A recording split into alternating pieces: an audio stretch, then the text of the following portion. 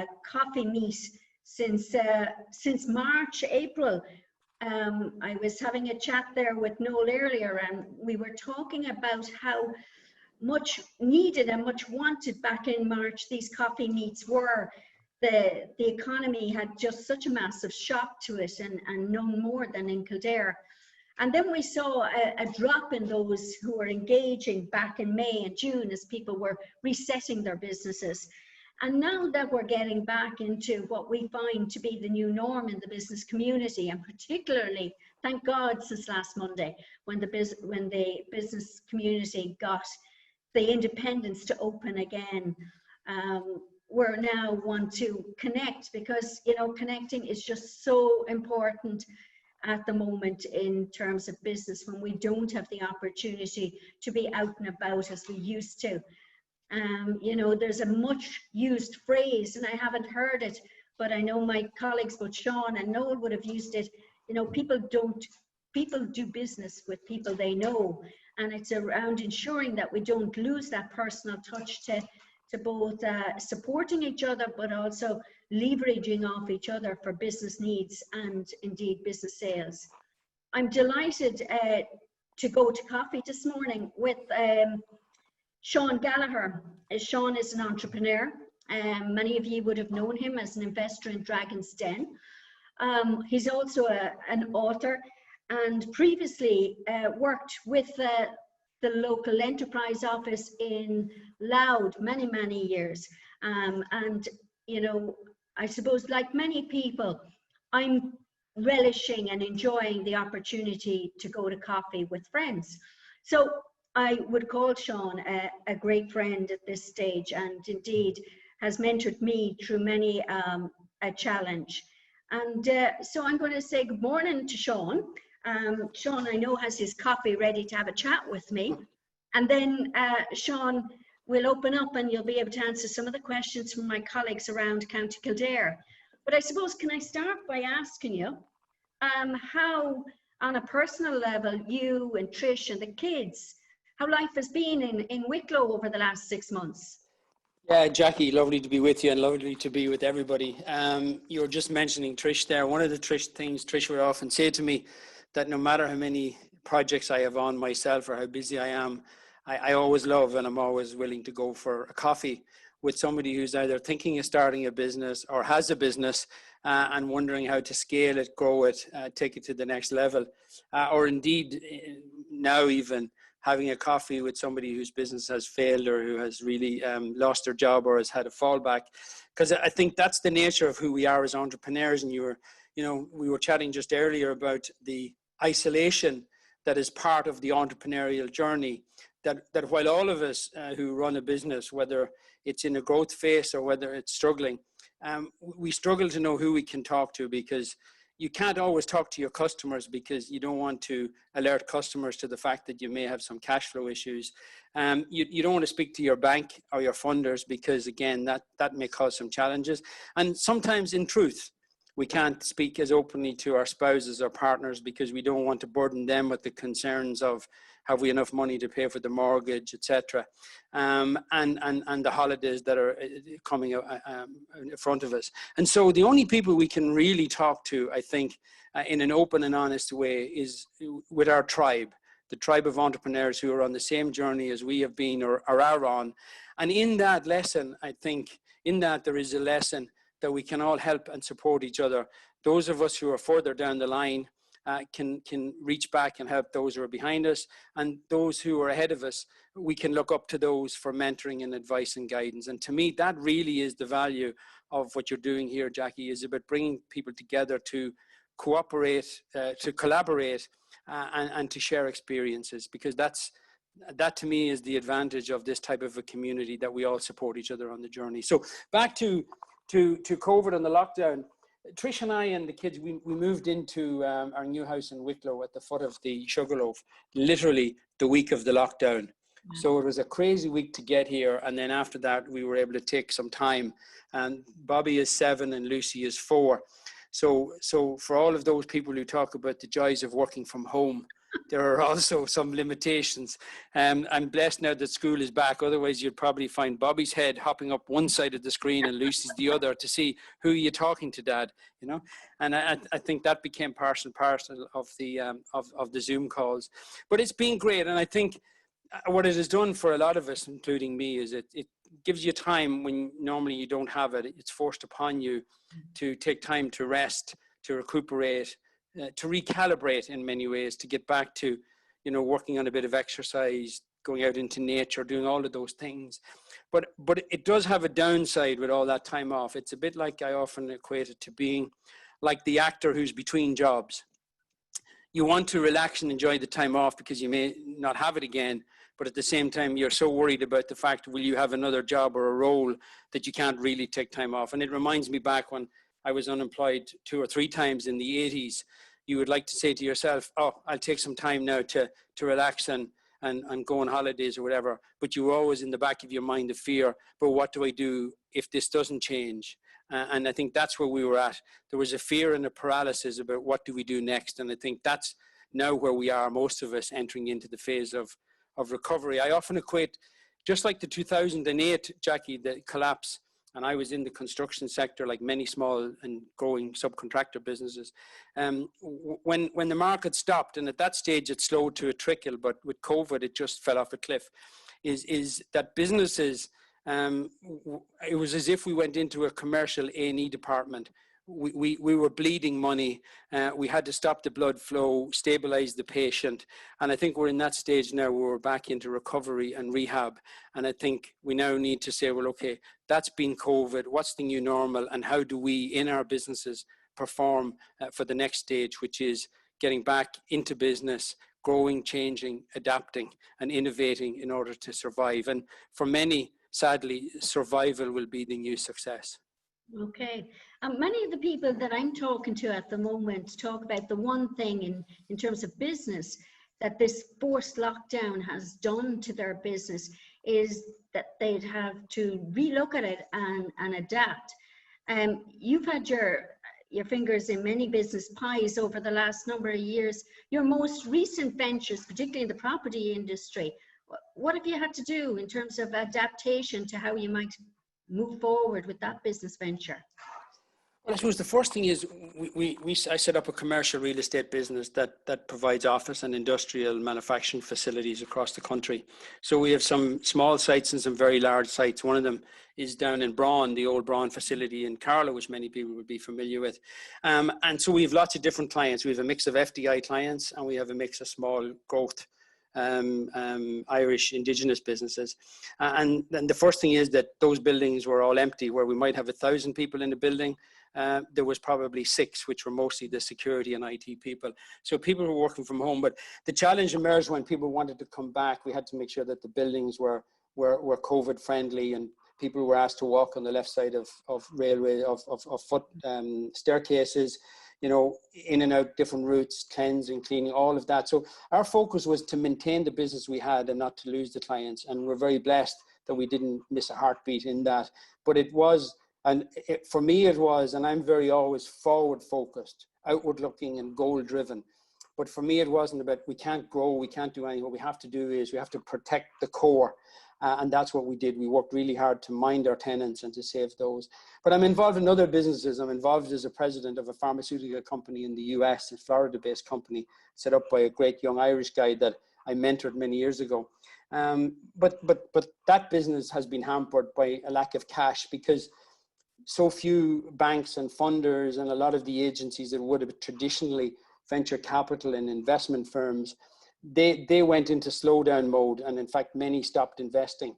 And so, you know, many of the other companies that I'm involved in have just not been able to grow given the lack of access to cash for scale. And so everybody has just had to go a little slower. But perhaps in that we have to reframe that and say, is there a lesson in that? Do we need to look at being much more strategic? And many of the businesses now that I've been involved in will say, you know, just like in 2008, a lot of people said, we are leaner and keener now because of what happened in 2008. We had to all take back the checkbooks. We all had to make sure this money that we're spending, are we getting value for that? Is it really helping our core business? And if it's not, then it's a nice to have and not an essential. And now we're looking at things now. People are saying, well, what was I doing all that travel for? Was I having all those meetings, or were they fruitful? And we're now becoming much more strategic. And I think we're beginning to prioritize in life as in business, what really matters, what's a nice to have and what's an essential. Yeah, the business community, I would have conversations with them, Sean, many of them on the line. They email me or they phone me, and you know, while I can support them as much as I can in terms of business structure and leaning the practice and so forth, it's been heartbreaking to see how personal the last 6 months has been, and how personal the knock has been, where people are questioning themselves, and their confidence is pretty rocked at the moment. You're no stranger, I know, from challenges, and while it may, a lot of your own public persona would have been played out in the 2018 presidential elections, many people may not be aware of how personal that got for you, and I suppose how far it pushed you to the brink. How did you pull yourself back? Yeah, I think everybody has a personal persona, sometimes generated by ourselves and sometimes generated by the media, who only want to ask specific questions. And it's really ironic. I mean, I'm an entrepreneur almost by default. While I grew up in a village, you know, really encouraged and inspired by the local bar I worked in when I was from 12 years age, from being involved in farming and agriculture, all of those things, and having jobs, part-time jobs, like many probably of the people on this call. But my passion was always for working with young people and communities. And I think that's the nature too, when you strip it back, about being an entrepreneur. It's about being of service. Whether you're a contractor building houses, which are homes, or you're in a pharmaceutical business, which is helping create, medicines and treatments for people who are sick, or whether you run a shop who happens to provide food and goods, or a restaurant that feeds people. It's all about being of service. And so I come from a very positive, mindset of always wanting to do good and to do well. But also to do good. And so I struggle with people who are negative. It's why most of the time I don't turn on the news. I don't read a lot of the negativity and opinion pieces that are out there. I'm very protective of my mindset. And I think just as our bodies are what we put into them, so too are our minds. And people have become, I think, paralyzed by the fear that comes from listening to the news hour on hour about what's wrong. And for most of us on this call, we have no control over most of those. So what we have is we've control over the things we have control over: our families, our businesses, and that's where we should put our energies. And we should be reading autobiography books about people who've been through challenges and what can we learn. We reach out to others to see what can we learn and turn off much of the negativity that exists. And for me, 2011 and 2018 were challenges, but I always come back to the other challenges I've had. And I presume, I would call myself fairly hardened at this stage in terms of resilience and perseverance. And so even going back, I mentioned earlier, in the 80s when I was unemployed, I think that's where I first learned how to pick myself up, to rebound. And I remember walking for months. What my way to deal with it was, some people go to the pub, I go to nature and walk, and I would walk 2-3 times a day until I walked out my frustration and fears. And when you lose your job, no more than losing your business, you don't just lose your source of income or your title, you lose your confidence. And you lose the very network of people that would probably lead you to your next opportunity. Because when you don't have money, and COVID is a bit like this, you don't have money, you stop going out socially because you don't want to be in a position where you can't pay for things. And so you pull back into yourself, and then you become isolated, and then you don't get the opportunities, but then you're losing because the conversations you have in your head are negative. And to me, the secret to success has a lot less to do with intelligence and much more to do with psychology. It's the conversations we have in the privacy of our own head that dictates the success that we have. And so for me, when I was unemployed in the 80s, I had to reframe everything. I had to come up with a view that I had a job, but I was not my job. I was more than my job. I was a set of skills and abilities and talents, and I needed to find what I was passionate about. I needed to find the skills that I had that I could apply, and I needed to find a market opportunity. And so in businesses now, and those who fail, it's the same words of wisdom I share with them is you had a business, but you are not your business. And what passions and skills do you have that you can apply to the market opportunity now? And how can you adapt and innovate to stay relevant to the market? And if the old traditional view when I was growing up from my parents was get a job and stay in it for 40 years. And even in business, some people would say, stick to your knitting, get into the job or the business and stay there and perfect it.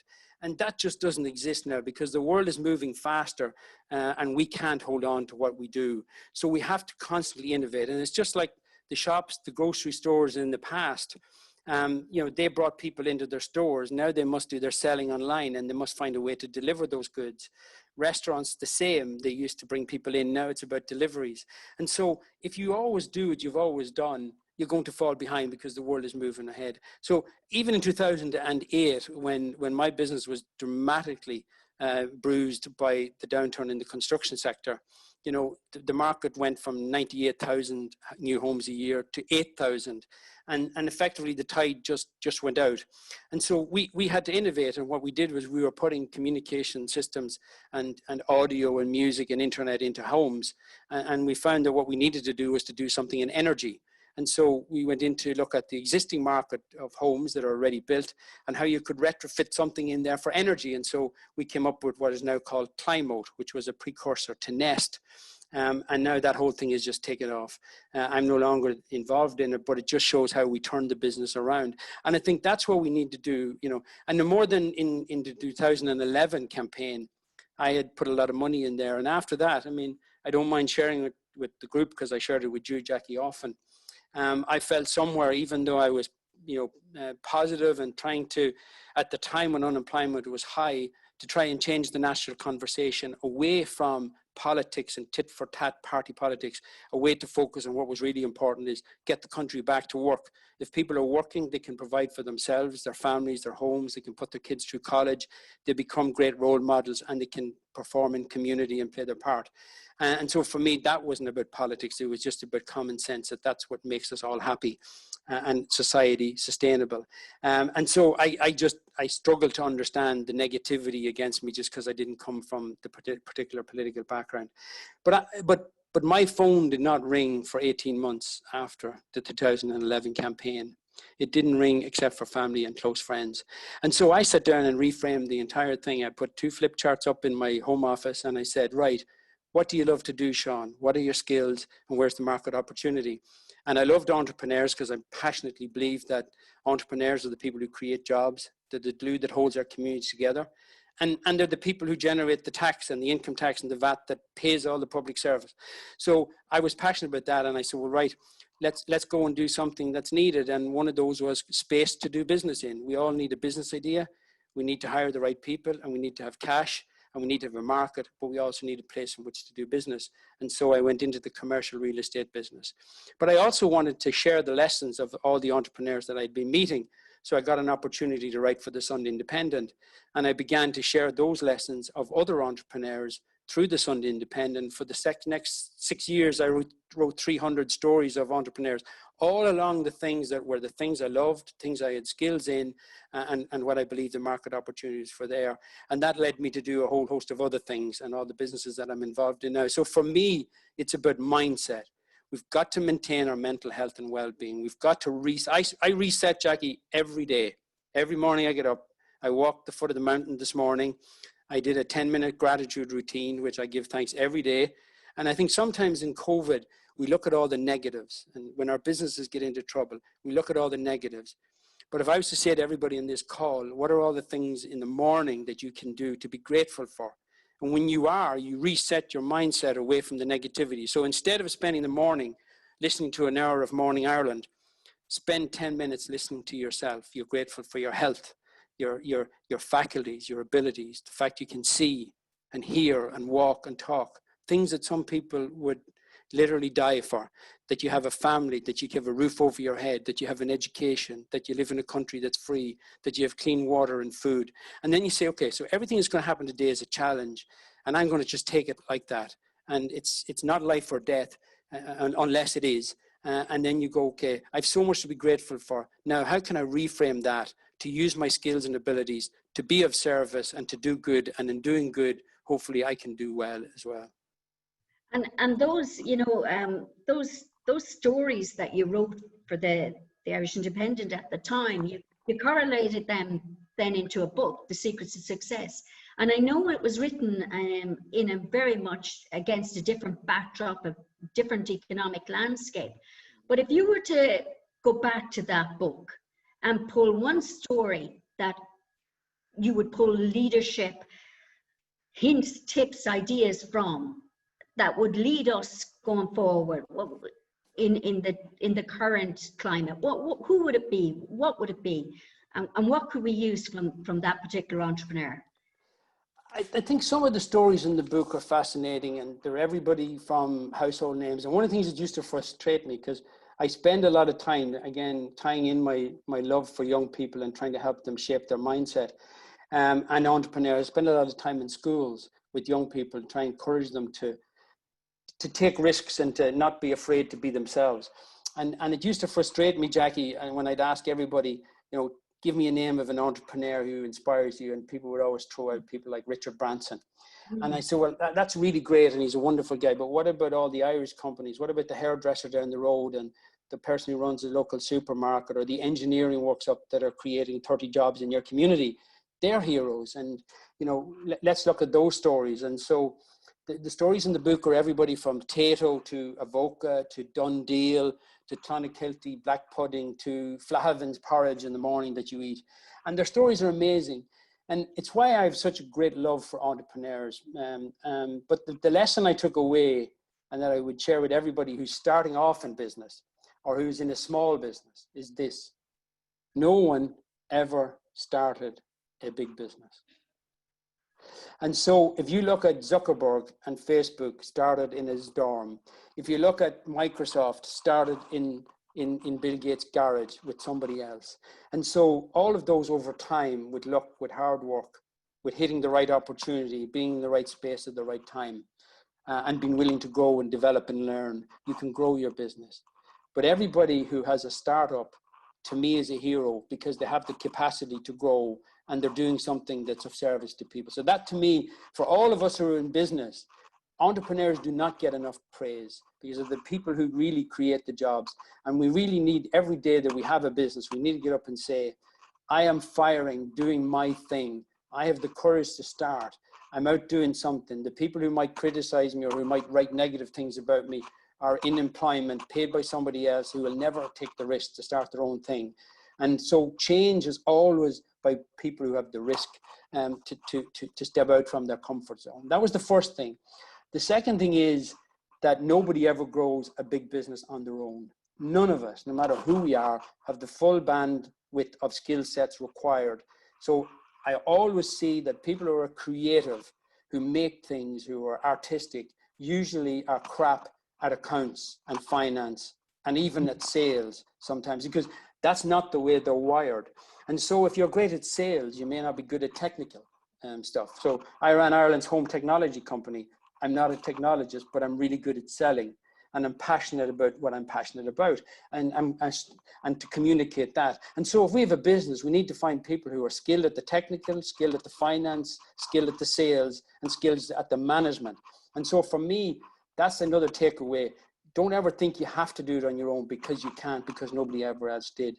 And then I think the third one, Jackie, which to me is a fundamental one, it's the difference between leaders and managers. Management and leadership is different.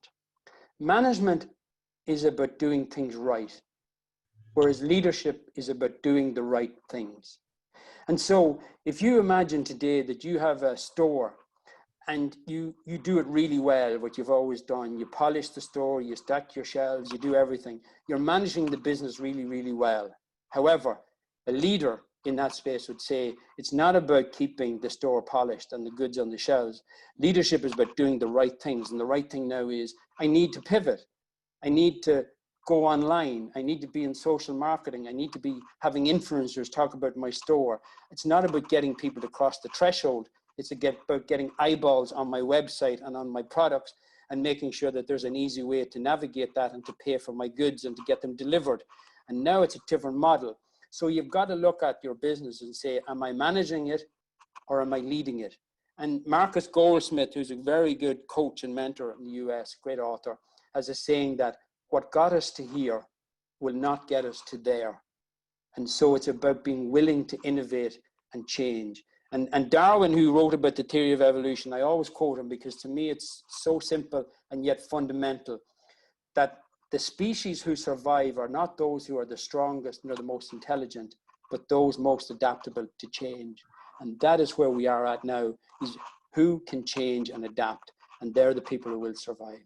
And we need to be part of those who survive and then thrive.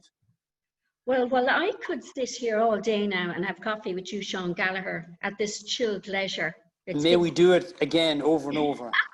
I know there's a queue of questions awaiting for you. Noel, do you want to open up the floor there? I will, and I'm going to start with Deirdre O'Keefe, because going back to Bobby there talking about Trish and the kids, and or not Bobby and Lucy, the kids, but Sean talking about the kids. Deirdre says, I don't say working from home anymore. It's very much parenting from work. You know, it's brilliant. The new mom. It's fantastic. So I've got a couple of questions coming in. So James McAllister asks, would Sean advise to use the downtime to improve businesses' online presences, as more business seems to be done online these days and doesn't show any signs of stopping? Yeah, and it's one of the new businesses I'm in formation now is tapping into that within the logistics space. I think the business is going online, and you know, I used to, Jackie and I, and you know, we were talking earlier about, I used to specialize in delivering start your own business courses, helping people develop their ideas. And we're just sharing earlier that's all gone online now. And it may come back to being a mix of blended learning, but everything from retail to education to training, music, every single thing we do and touch has gone online.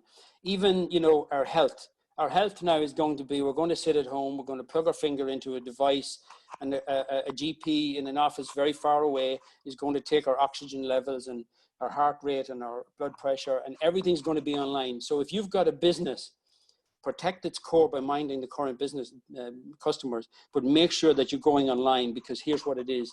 You go where your customers are, and our customers are all online. So absolutely, fundamentally, James, I think that's where the future is. And Jackie and the LEOs, and you know, and Noel and his group are well placed to sort of encourage. Most of us have a fear, who have never been online, have a fear of it, and therefore we shy away from it. But you've got to get outside your comfort zone on this, because that's where the market is, and if you don't go there, you'll be left behind for sure. Good question, James. Yeah. Yeah. So Denise Brady, how does Sean feel about dropping rates at this time? As somebody who owns lots of premises, I'm a great believer in dropping rates. The challenge is, as in, are you talking about rates for councils for your building, or rates on your services? Actually, do you know what? We'll get Denise just to clarify that. Let me just throw it out there. I think is, in terms of dropping rates, if it's your rate, let's say you're a consultant, drop rates to get more business. I think it's a challenge. Sometimes you have to do it to survive, but you have to be very careful that once you drop your rates, you set the benchmark, and it's very hard to get back from that. So if somebody drops a price, how do you convince them to pay more when they get used to having paid less? So what I'd be trying to do is I'd be trying to forage for new customers who are willing to pay you at that price. Because if you don't have enough cash coming in, you can never refuel your reserves in terms of to invest. Because think of this, it's not just about getting paid for what you do today and surviving. It's about, how do I put money into my account that will fuel the growth of the business going forward? And for that, I need resources. And in the current market, not a lot of that's going to be available from banks for the moment. Yeah. Now, she'd probably kill me for doing this, but I've noticed it on the screen. You have to see this, guys. Honest to God. Talk about multitasking. Have a quick look at Kathleen Behan, who's doing a little bit of dressmaking. But you might notice that the company mascot, which is a little doggy, is actually sitting on her shoulder as she's Brilliant. working away. Kathleen, brilliant. Well done. Now, Super. there's what we call a tune in absolute spotlight onto on a coffee thing. So well done, Kathleen. Jackie. It's one of the things we do know a lot now. I don't know if you notice it, but the start of every Zoom, I notice everybody looking over your shoulder to see what sort of books is he or she reading. Is their house as clean and tidy as mine? What have they got on the wall? What's that picture over his shoulder or whatever, you know? Anyway. It's brilliant. Yeah, it's new normal. So Jackie's asking there, Jackie O'Malley, how do you motivate or advise a small business whose equity has been diminished or actually wiped out and may be personally exhausted, but have their investment interest to nurture again and has the capability to start again? It's such a great question because so many people are feeling the same. Yeah, I mean, a lot of people had a lot of equity wiped out over the last number of years, and particularly this year. I think the first thing, and Jackie and I spoke about this, it was the precursor to our call originally. In 2008, I watched a lot of people, you know, try and keep the doors of their business open. Some because that's what they wanted to do. They were personally invested emotionally, is that they were the entrepreneur who owned a business, had a number of staff. That was their status. And so they were terribly afraid to let that go. But also they had a loyalty to people who worked for them. And fundamentally, they wanted and hoped that the business would survive. So what did they do? They drained the reserves they had in order to keep the door open. And then when things did stabilize, guess what was wrong? They had no reserves left. They had no capital. They had no fuel in the tank in terms of to keep the business going. So they didn't survive or they weren't able to re-emerge. And so for me, the key thing is you've got to hold on to whatever cash you have. If you have no cash coming in, don't be spending money going out. If you can't turn whatever cash you have into revenue and into profit, then hold on to it until you can. I think the challenge is, and why that happens is fundamental, and it's back to the mindset of being so emotionally involved. We are our business and we can't let it go. However, for me, what you've got to be thinking about is this. You've got to be thinking about what's my plan and what's my strategy. And so few people, you know, when they're shocked, when you get a shock, you get a jolt. It's like in a boxing ring. I did a reality boxing show many years ago, and there's an old saying that you can have the best plan in the world when you get into the ring, but when you get a box in the mouth or on the nose, your plan goes out the window. And that's what happens people when they get a shock like COVID. You're not ready for it and you don't have a plan. But here's my advice is, don't do anything unless you have a strategy. You'd be better sitting at home, not burning cash, than keeping your doors open if you don't have a strategy. And that strategy could be to go online. That strategy could be, you know, whatever it might be. It's a you've got to have a plan and a strategy. Without that, and to be very clear, hope is not a strategy. Lots of people are hoping that things will come back, hoping that there will be government support, hoping that the economy will rise. But that's not a strategy. Just like James was saying earlier, you know, your strategy should be to go online. And if you don't know how to do it, then set a plan and goals to learn, to partner, to talk to people, to network, to get help, to put you online. And that's what I think about is save your reserves, get a strategy, and then re-emerge. And it's one thing we don't do well in Ireland is failure. We brand people whose businesses fail. I would love to pick up all the people whose businesses have failed and say, look at all the experience you have and the context and the network you have, and let's put you back to work. And so, you know, for Jackie or anyone else out there, anybody who's nervous about coming back, I'd say hold your head up high. Come back out and start. It doesn't matter how small you start, and reach out to the rest of us for support, because you really are a hero. And if you can find that resolve and reserve and perseverance deep within you, that's the mindset. And the number of people I can tell you who I've written about, mentored and coached over the years, who have been almost to the wall with their last paycheck when they found a way to come back. And sometimes we come back better and stronger and more focused because of a setback. Than we would have otherwise, perhaps. Yeah, it's super. And expanding on that, Alan Moyne has actually said, lockdown has really given me the opportunity to step back and remove all the loss-making processes from my business and a few others that I help, and to refocus, putting in place plans to grow the profit-making elements. But he follows up with one question there. Yep. For an online startup with no access to traditional funding, where could you suggest looking for private investment? And everybody will tell you, Alan, and and you're bang on the money on the other comment you made. For a startup with very little money and no funds and VCs and all of that, if, for instance, and one port of call obviously is Jackie and her team in the LEO, but outside of that, it's really about, people will always say the 4 Fs, the founders, yourselves, friends, family, and some people will call the 4th one being fools, people who will invest without knowing the business. And maybe there is an element to that, but here's the key thing. If you have the right business idea, and you can put it down and tell the story. And to me, it's all about the pitch and the story. It's about making it interesting. And if it's somewhere online that is meeting a demand, solving a problem that is large enough to be attractive, and you can show that you have the skills or the ability to build a business to solve those problems, you need to put that down in no more than maybe a dozen slides and go and talk to people within your network. And it's fundamental to understand that we all have a network. And the thing to do is to reach out to that network and be passionate about the reason why you're starting this business, the why, and then make the pitch. And, you know, it doesn't have to be huge money. People always say you need to be really well funded. What you need to do is get started and have a minimum viable product, an MVP. Get out there and win your first customer. Don't be worrying about the big plan and the big grandiose thing. When we started Smart Homes as a startup, people, you know, we didn't have vans, we didn't have fresh offices. We went and rented a place in a leisure caravan park. We bought secondhand furniture for cheap or picked up stuff for nothing. Why? Because furniture in your office doesn't improve your profitability.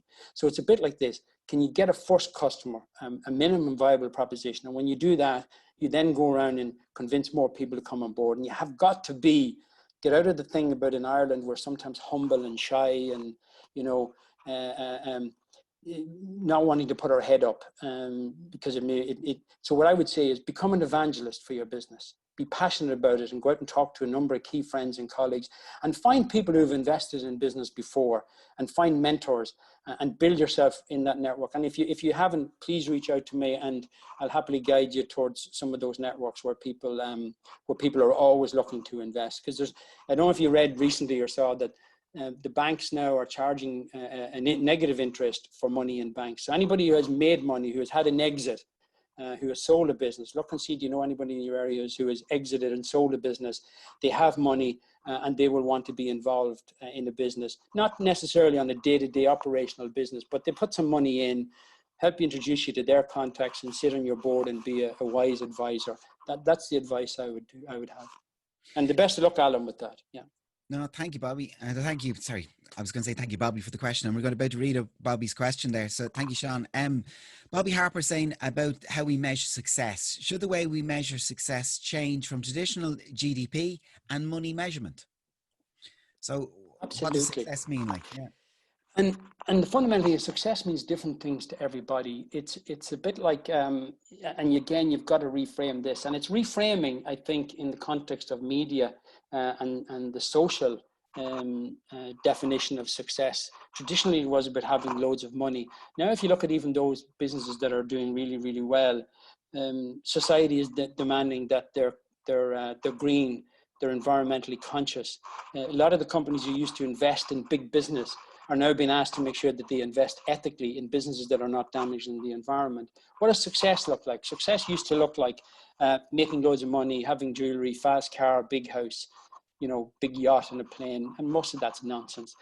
Success is about doing something that you love, using your skills positively, working with people that you enjoy working with, that build your confidence in a team, and doing something meaningful. I mean, most of the young people I know who want jobs now, it's not solely about the salary. It's about, can I work in somewhere that there's a why, there's a passion, there's a purpose, there's a meaning behind it. I mean, the thing about wealth and success is that most young people, when we're younger, we're willing to trade our health in order to get wealth. And as we get older, we're willing to trade all our wealth to get health. And so for me, can you do something that's fulfilling?